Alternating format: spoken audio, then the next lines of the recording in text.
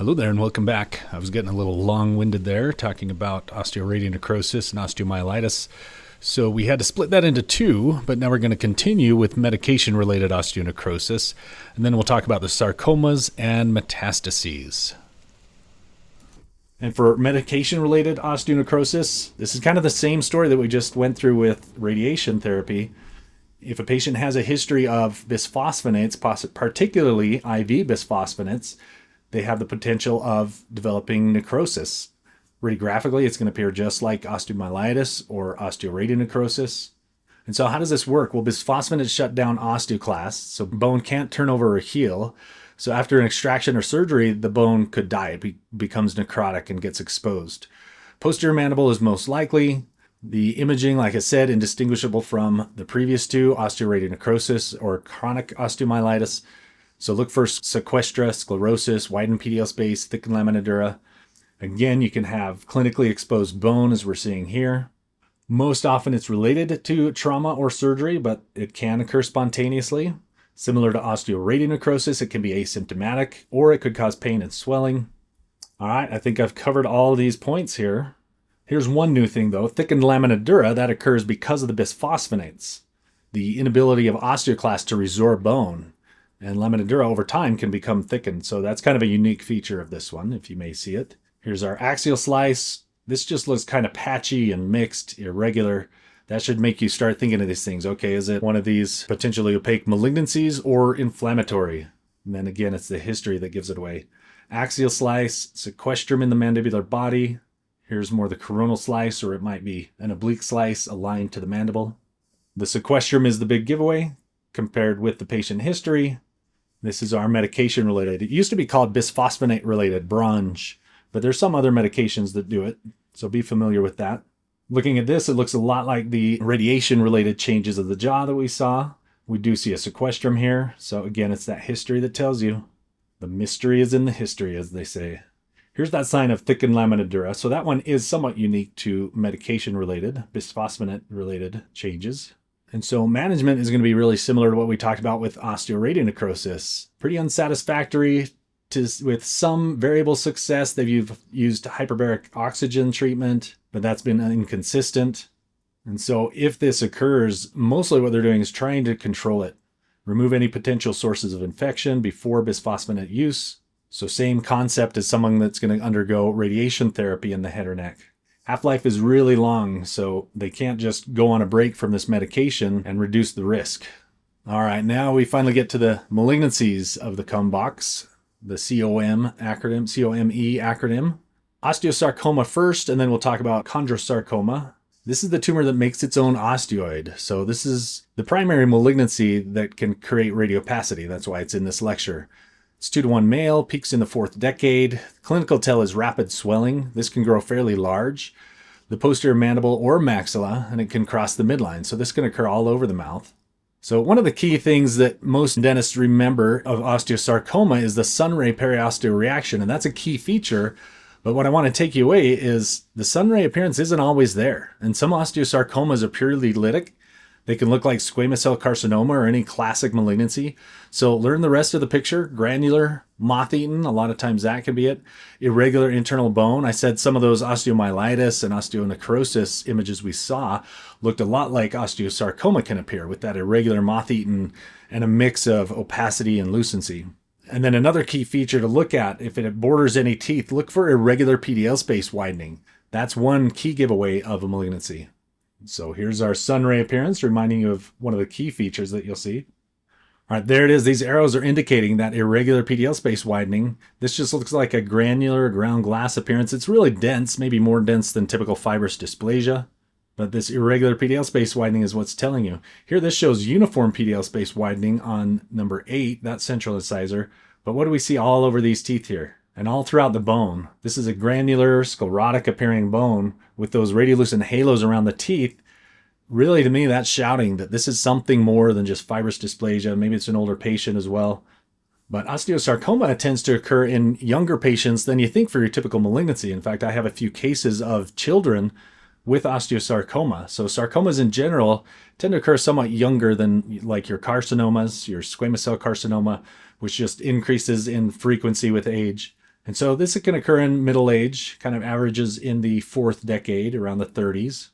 And so age isn't a big discriminator for osteosarcoma, but all the signs of this tell me potential malignancy. This one, it's more lytic, but it does have that kind of granular appearance, and the radiolucent halo around the teeth, the ill-defined PDL space widening, which is a strong sign of malignancy.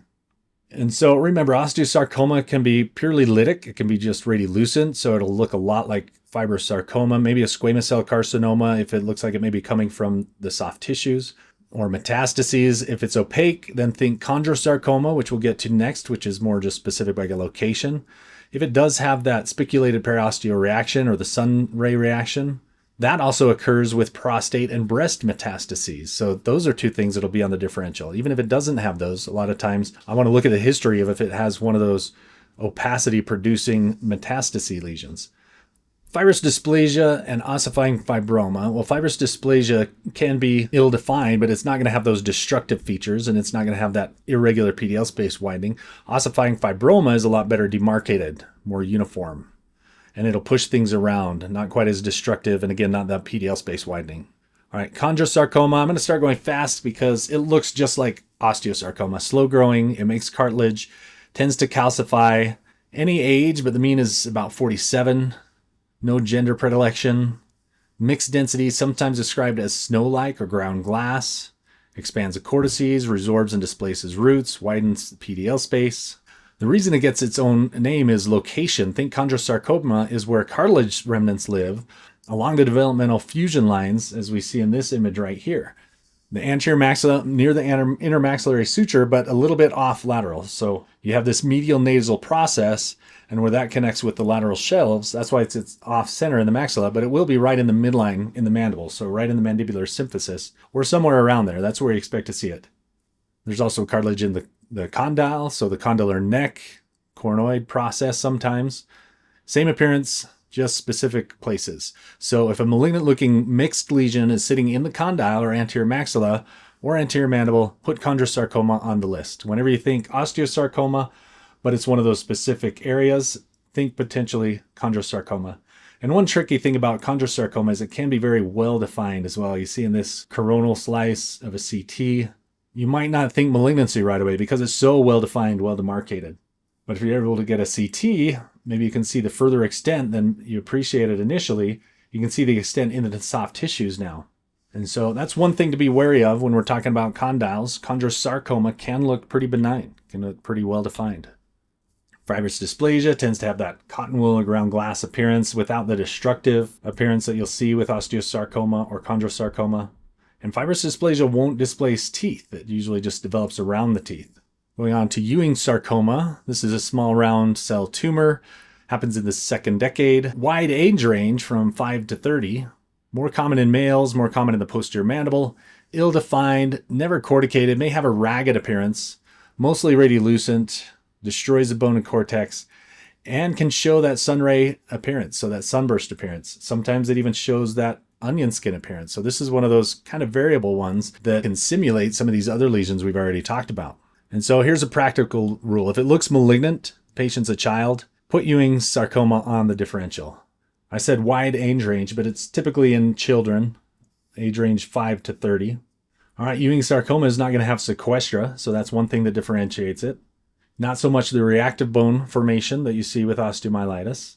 And Langerhans cell histiocytosis may look similar as well. That's another one that can create a periosteo reaction.